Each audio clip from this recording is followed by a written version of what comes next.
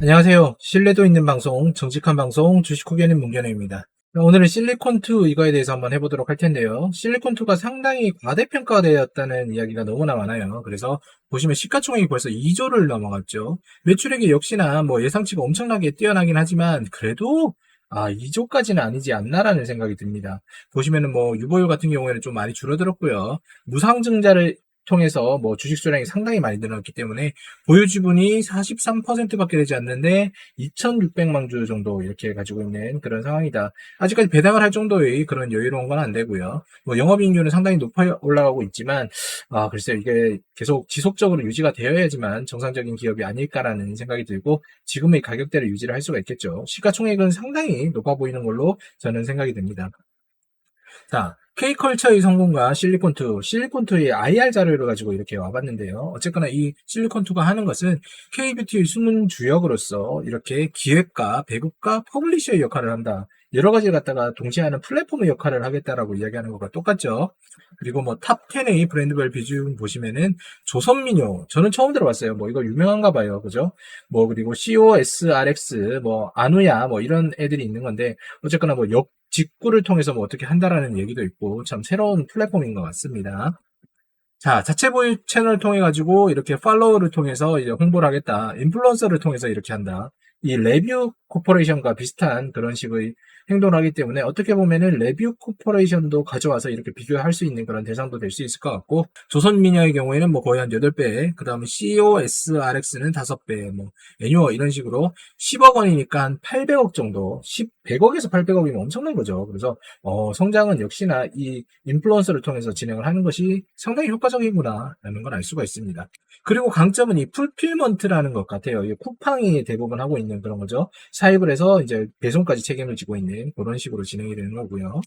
K브랜드 라인업 확대로 통해서 이렇게 플랫폼 기반의 높은 확장성을 보유를 한다. 이렇게 뭐 그리고 다양한 라인업을 런칭을 해가지고 뭐 먹거리도 진행을 하고 건강기능식품, 그다음에 K-팝 콘서트, 그다음에 패션 스타일 이런 것식으로 다 진행을 하겠다라는 게 이들의 목표입니다. 그래서 비전을 보시면은 브랜드와 이제 커스터머 니즈를 갖다가 합쳐서 공유 플랫폼인 실리콘투에서 녹여내겠다 이런 식으로 진행이 되는 거죠. 그러면 비교 대상이 될 수 있는 이제 그 회사들은 지금 두 가지예요. 화장품을 통해서 있는 것과 그다음에 또 기존에 있었던 유통업체를 통해서 있는 것들, 그다음에 인플루언서를 통해서 진행을 하고 있는 아까 레뷰 코퍼레이션 같은 그런 회사들 요 세 가지가 섞여야 되기 때문에 대략적으로 가격에 대한 판단을 내리기가 쉽지 않을 것으로 생각이 되는 겁니다. 그러면은 너무 어렵게 생각하실 필요 없이 우리는 간단하게 생각을 해보면 돼요. 최근에 보셨던 실리콘투에서 이렇게 5월 16일 날 손인호와 최진호라는 두 분이서 이렇게 이제 임원 주요 주주 특정 증권 등의 소유 상황 보고서를 냅니다. 그래서 세부 내용을 보면은 장래에 매도를 했고요. 그 다음에 증여를 했다. 그래서 수량을 줄였다는 거죠. 무려 35만 8,500주나 장래 매도 가격 보시면 2만 원대에서 2만 5천 원대 이렇게 진행을 했고요. 또 다른 분은 이제 9만 주 정도 했는데 26,161원에서 했다. 그럼 지금 주가보다 훨씬 더 낮은 가격에서 했다는 거고 이들이 봤을 때도 이 가격대는 아니다라는 거 스스로 판단을 했던 거겠죠. 그럼 분명히 지금은 투기성 자금이 붙어 있는 상황이다. 왜냐면은 회사 내부에 있는 임직원들이 그 회사의 가치를 적절하게 가장 잘 알고 있어요. 그래서 보통은 그 어느 정도 슈팅이 나왔다고 하더라도 팔진 않는데 이거는 생각보다 훨씬 더 오버슈팅이 된 거죠. 그래서 다시 저가로 돌아갔을 때 매입을 하면 되는 거니까 지금은 실제로 차익을 한번 보자 이런 식으로 되는 겁니다. 그래서 경영진들 리스트를 보면은 이 손인호님과 최진호님은 부사장으로서 CFO 그러니까 이제 재무 쪽에 있는 최고 책임자고요. 뭐 COO 이렇게 되어 있다. 근데 보시면은 뭐 IMM 인베스트 등등의 이제 자산 운영을 계셨던 분이고 요금도 그렇다. 그럼 이미 가치 평가는 끝난 거다라고 생각을 하시면 되겠죠. 그럼 얼마에 팔았다? 2만 원에서 2만 5천 원 사이에 대부분이 정리가 되었다라는 걸 기억을 해주시면 될 것 같습니다. 그럼 지금은 뭐 조금 더 슈팅이 나올 수는 있긴 하겠지만 어쨌든 간에 가치에서는 고평가로 올라갔다라고 볼 수가 있겠네요.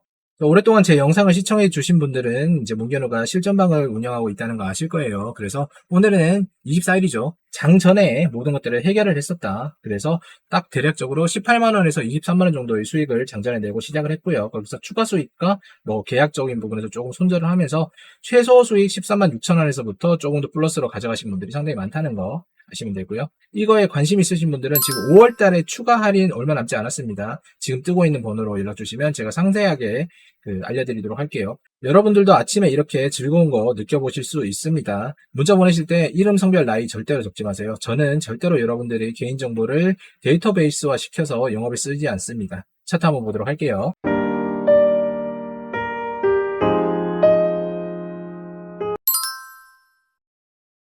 자, 실리콘2 차트를 한번 보면은, 와, 처음부터 이렇게 상장을 하고 쭉 빠졌다가 어느 정도 조정을 받은 다음에 무상증자 이슈로 잠깐 뛰었다가 또 한동안 또 이렇게 가라앉은 데 있었어요. 그런데 이때부터 이제 KBT에 대한 어느 정도 K-팝이 또 이제 좀 더 이야기가 터지면서 지금 상황에서는 엄청나게 고점으로 이렇게 기울었다. 제가 항상 말씀드렸죠. 이렇게 기울기가 높게 올라온 애들은 오버슈팅 이론으로 해서 다시 한번 돌아올 수 있는 가능성이 있는데 딱 여기에 3분의 2 정도 회귀하는 요 가격이 지금 임원들이 판 가격대라는 거 아실 수가 있는 겁니다. 그래서 요 부분은 지금 어떻게 보면은 투기적인 자금이 상당히 많이 들어와서 여기 거래량을 터뜨리고 지금 움직이고 있는 게 아닌가라는 생각이 드는 거죠. 여러분들. 지금 여기에 계신 분들은 만약에 수익권이신 분들은 익절을 대응하시고요. 만약에 손실이신 분들, 요 고점에 물리신 분들은 반등 나올 때마다 비중을 줄이셔서 여러분들의 소중한 자산을 지켜나가시는 게 좋다라고 생각이 됩니다. 어떤 종목이든지 그 회사가 가지고 있는 가치는 분명히 존재를 합니다. 그런데 그 가치가 회사의 매출액과 상관없이 너무 고평가로 있다라고 하면 다시금 회귀를 할 수밖에 없는 상황이니까 우리는 고평가가 있는 이런 종목들보다 저평가로 내려온 이런 종목들을 찾는 것이 훨씬 더 유리하다는 거 아셔야 되고요. 그런 부분을 종목을 찾는 게 힘들다고 하시는 분들은 여기 있는 스터디나 아니면 아까 말씀드렸던 실전방에 도움을 한번 요청해 보시면은 제가 최선을 다해서 여러분들에게 도움을 드릴 수 있도록 하겠다라는 거 약속드리겠습니다. 오늘도 시청해주셔서 감사드리고 저는 내일 영상에서 찾아뵙도록 하겠습니다. 실리콘2 조심하시기 바랍니다.